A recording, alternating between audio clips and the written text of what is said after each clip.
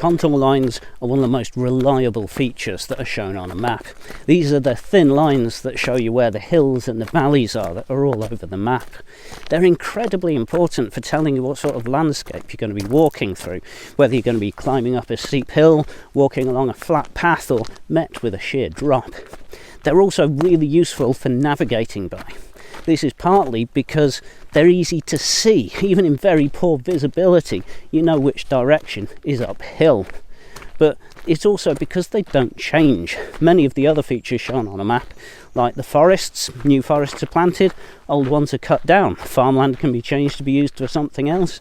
You get buildings built and old ones are knocked down. This is why it's so important to have an up-to-date map.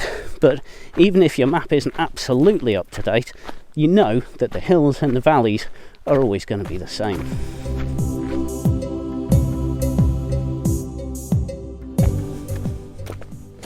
The lines link areas of equal height. The difference in height between one contour line and the next depends on the map, so you need to have a look at the key to tell what it is. Normally, on an Ordnance Survey Explorer map, each contour line represents 5 metres change in height. So if you've walked and crossed 10 contour lines, you've gained 50 metres, or dropped 50 metres.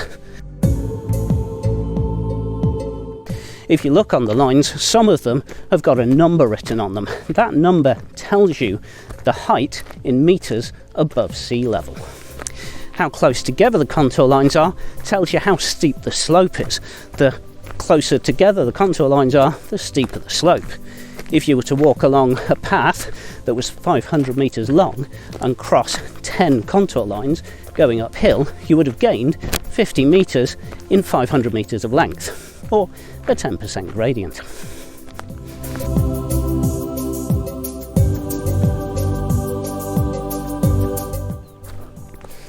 One problem with contour lines can be that it's not always easy to tell just from looking at the map which way is up and which way is down.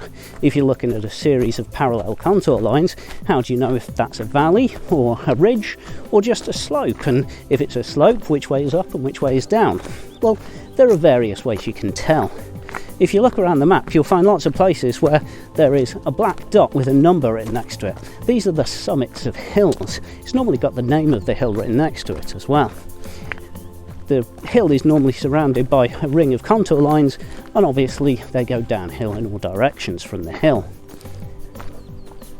Also, if you look at contour lines, as I said earlier, some of them have got numbers written along them. So if you find one with a number written along and then look in either direction at a few contour lines along, you should find another one with a number, and you can tell from comparing the numbers which way is uphill and which way is downhill. Those numbers, however, also have another use, because if you move the map around so that it's the right way up for you to read that number, you will find that what's above the number is always uphill and below the number is always downhill.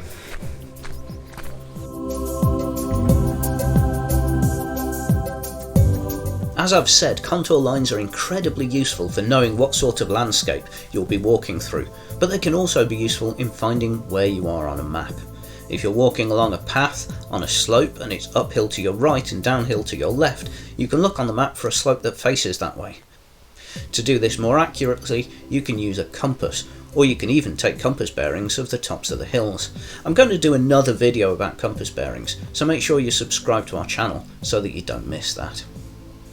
I hope you've enjoyed this video, or at least found it useful. If you have, please do click the like button below, and thank you for watching.